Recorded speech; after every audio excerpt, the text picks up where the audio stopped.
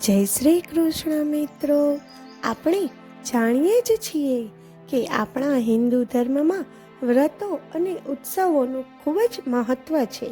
આપણા દરેક વ્રત કે ઉત્સવ પાછળ કોઈ ને કોઈ ધાર્મિક પ્રસંગ કે મહત્વ જોડાયેલ છે.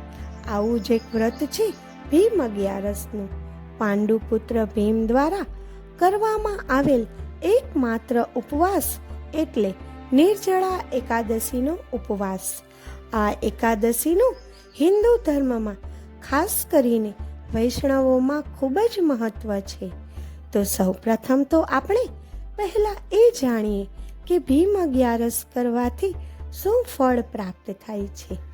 પદ્મ પુરાણમાં ભીમ એકાદશી એટલે કે નિર્જળા એકાદશી કરવાનો મહિમા વર્ણવતા કહેવામાં આવ્યું છે કે આ એકાદશી કરવાથી બ્રહ્મહત્યા કરનાર, મદ્યપાન કરનાર, ચોરી કરનાર, ગુરુનો દ્રોહ કરનાર, સદા જૂઠું બોલનાર આદિ અનેક મહાપાપોમાંથી મુક્તિ મળે છે. તો હવે શરૂ કરીએ ભીમ એકાદશીની શાસ્ત્રોક્ત કથા. યુધિષ્ઠિરે કહ્યું, હે દુખિયાના બેલી દીનાનાથ, જેઠ મહિનાના શુક્લ પક્ષમાં જે એકાદશી આવે છે, કૃપા કરીને મને એનું મહાત્મ્ય સમજાવો. શ્રી કૃષ્ણ બોલ્યા, રાજન, એનું મહાત્મ્ય પરમ ધર્માત્મા વ્યાસજી કહેશે, કારણ કે તેઓ સર્વશાસ્ત્રોના તત્વજ્ઞ અને વેદ વેદાંતના વિદ્વાન છે. ત્યારે વેદ વ્યાસજી કહેવા લાગ્યા, બંને પક્ષોની એકાદશીના દિવસે ભોજન ન કરવું, દ્વાદશીના દિવસે સ્નાન વગેરે કરીને પવિત્ર થઈને પુષ્પોથી ભગવાન કેશવની પૂજા કરવી. ત્યારબાદ નિત્યક્રમ સમાપ્ત થયા પછી પ્રથમ બ્રાહ્મણોને ભોજન કરાવવું, પછી પોતે ભોજન કરવું. રાજન, જન્મ શૌચ અને મરણ શૌચમાં પણ એકાદશીના દિવસે ભોજન ન કરવું. આ સાંભળીને ભીમસેન બોલ્યા, પરમ પિતામહ, મારી વાત સાંભળો. રાજા યુધિષ્ઠિર, માતા કુંતી, દ્રૌપદી, અર્જુન, નકુલ અને સહદેવ આ બધા એકાદશીના દિવસે ક્યારેય ભોજન નથી કરતા અને મને પણ તેઓ હંમેશા એ જ કહે છે કે ભીમસેન, તમે પણ એકાદશીના દિવસે ભોજન ન કરો. પરંતુ એમને હું એટલો જ જવાબ આપું છું કે મારાથી ભૂખ સહન થતી નથી. ભીમસેનની વાત સાંભળીને વ્યાસજી બોલ્યા, જો તમે સ્વર્ગલોકની પ્રાપ્તિ ઈચ્છતા હો તો બંને પક્ષોની એકાદશીના દિવસે ભોજન ન કરવું. ભીમસેન બોલ્યા, પણ પિતામહ, હું આપની સામે સાચી વાત કહું છું. એકવાર ભોજન કરીને પણ મારાથી વ્રત નથી કરાતું, તો પછી ઉપવાસ કરીને હું રહી જ કેવી રીતે શકું? મારા ઉદરમાં વૃક નામનો અગ્નિ સદાય પ્રજ્વલિત રહે છે. આથી જ્યારે હું ખૂબ વધારે ખાઉં છું ત્યારે જ એ શાંત થાય છે. આથી હે મહામુનિ, હું બહુ તો વર્ષભરમાં ફક્ત એક જ ઉપવાસ કરી શકું.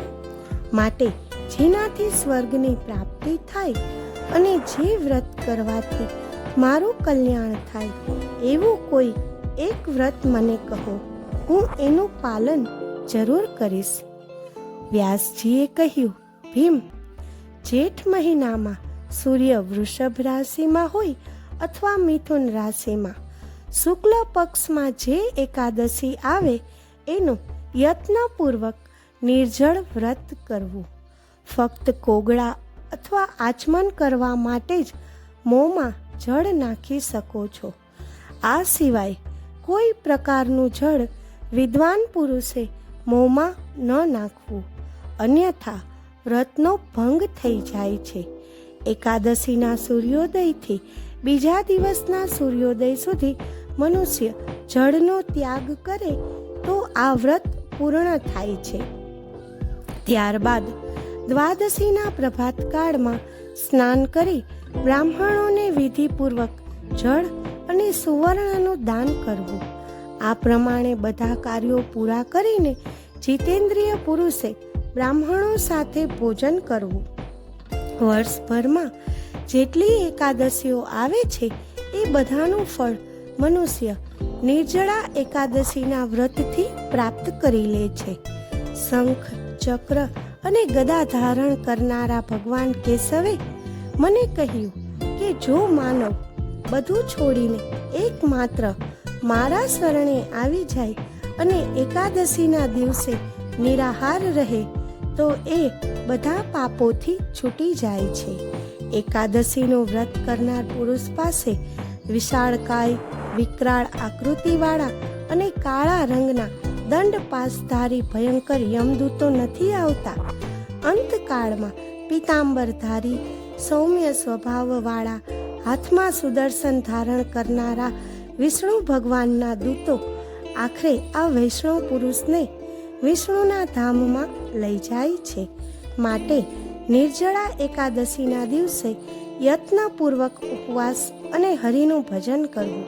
સ્ત્રી હોય કે પુરુષ, જો એણે ભયંકરમાં ભયંકર પાપો પણ કર્યા હોય તો પણ સઘળા નષ્ટ થઈ જાય છે. જે મનુષ્ય આ દિવસે જળના નિયમનું પાલન કરે છે તે પુણ્યનો ભાગી બને છે. આ સાંભળીને ભીમસેને પણ આ શુભ એકાદશીનું વ્રત કરવાનું શરૂ કરી દીધું. ત્યારથી એ પાંડવ એકાદશી કે ભીમ એકાદશીના નામથી વિખ્યાત થઈ.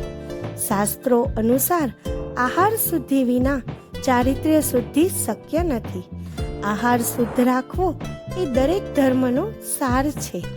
આહાર વિહાર અને આચાર વિચારના વિવેક વિના સંયમની સિદ્ધિ મેળવી શકાતી નથી અને સંયમની સિદ્ધિ વિના આંતરિક સુખ શાંતિ શક્ય નથી. આધિ, વ્યાધિ, ઉપાધિથી ત્રસ્ત લોકોએ આ ભીમ એકાદશીનું વ્રત અવશ્ય કરવું જોઈએ. આ પ્રમાણે વ્યાસજીની આજ્ઞા અનુસાર આ રીતે ભીમ અને પાંડવોએ એકાદશી કરી હતી. ત્યારથી તેનું નામ ભીમ એકાદશી પડ્યું છે અને તેને નિર્જળા એકાદશી પણ કહેવાય છે. જય શ્રી કૃષ્ણ, જય દ્વારકાધીશ.